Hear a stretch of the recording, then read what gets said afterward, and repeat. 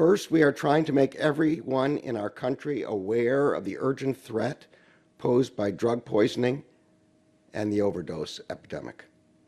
All of us in this room know that this epidemic is being fueled by synthetic opioids, primarily fentanyl. We know that fentanyl is a nearly invisible poison and that many people who take it have no idea that they are taking it. We know that that is because violent drug cartels are manufacturing and moving fake pills designed to look exactly like brand name drugs, and instead they contain deadly fentanyl. And we know that no one person and no one family can defeat the epidemic alone. We need each other. That is why the Justice Department is providing resources to public health and public safety programs across the country.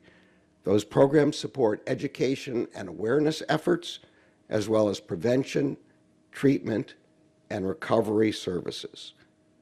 Today, I can share that the Department's Office of Justice Programs will be awarding a total of over $345 million in grant funding, training, and technical assistance to support these efforts in the coming year.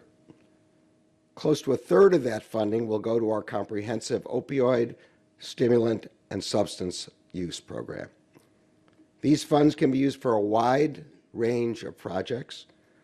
These include increasing access to naloxone and medication-assisted treatment, as well as providing peer support to overdose survivors and their families. Also included in the funding will be $25 million to support mentoring and other services specifically for young people. These include support for young people who have been affected by opioid and other substance use, as well as those who are at risk for misusing these substances. No one, especially no young person, should have to face this threat alone. In addition to prevention and support, we are committed to bringing to justice those responsible for the epidemic in the first place. I'm grateful to Administrator Milgram and the extraordinary men and women of the DEA who are working with their state and local partners every day to seize deadly drugs. So far in 2023, the DEA has seized over 55 million fentanyl pills and over 9,000 pounds of fentanyl powder.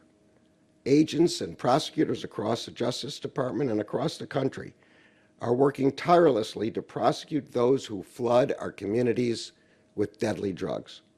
Specifically, we have zeroed in on the notoriously violent Sinaloa and Jalisco cartels.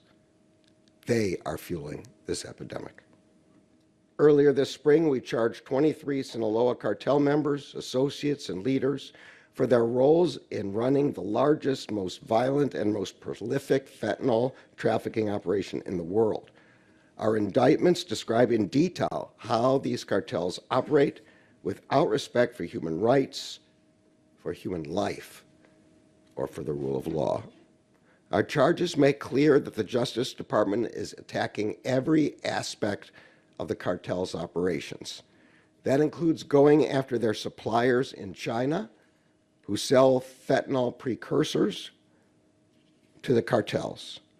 It includes going after their brokers who purchase the precursor chemicals on behalf of the cartels. It includes the operators of the clandestine labs in Mexico where the cartels manufacture fentanyl. It includes the leaders of the cartel's security forces who protect those labs and terrorize communities. It includes the weapons suppliers who arm the cartels with firearms smuggled into Mexico from the United States. It includes the money launderers who enable the cartels to fund their operations. It includes the drug traffickers who move the deadly poison into our communities. And it includes going after the cartel's leaders. 2 weeks ago, we extradited Ovidio Guzman Lopez, a leader of the Sinaloa cartel, from Mexico to the United States. He is the son of the infamous El Chapo, and one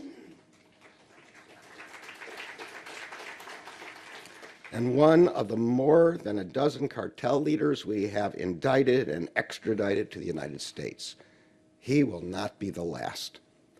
Across the Justice Department, from our agents here at DEA to all 94 of our United States Attorney's offices, we are working to bring to justice those who endanger our communities with deadly drugs.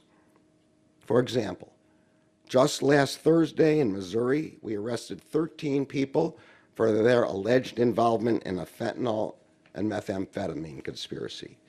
Also on Thursday, also in Missouri, a defendant was sentenced for selling fake pills containing fentanyl, which resulted in the death of a man who left behind an almost 2-year-old child. The man's mother wrote to the judge that her son knew the risks of fentanyl and that he knew it was deadly. But the defendant reassured him in a text message, "Don't worry, the pills are real prescription tablets." The victim's mother said her son had just started a new job and was on the road to recovery. She wrote, quote, "His life was changing. He just needed more time." Last Wednesday, a defendant in Texas was sentenced to prison for selling fake pills laced with fentanyl that resulted in the deaths of 3 people. Last Tuesday, we charged 2 defendants in New York in connection with the poisoning of 4 children at a Bronx daycare center, one of whom tragically died.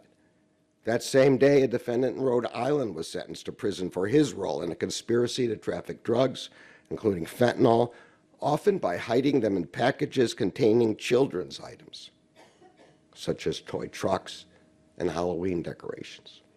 And last Monday, we secured the sentence of a defendant in Nebraska for conspiracy to distribute fentanyl that resulted in a man's death.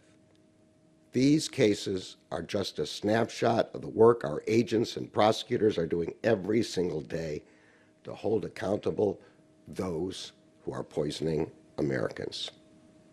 We will never stop.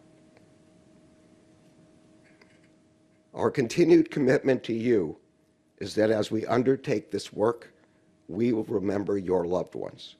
We do our work because of them and to honor them. We will remember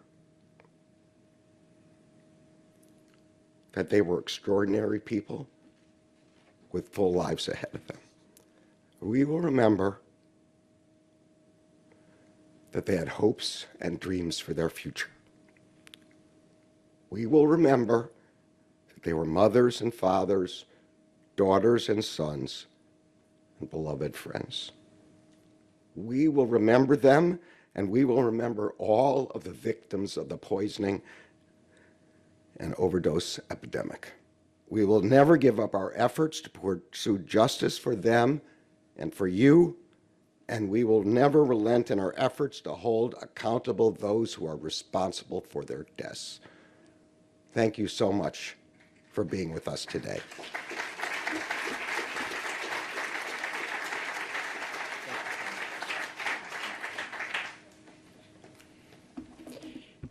Thank you, General.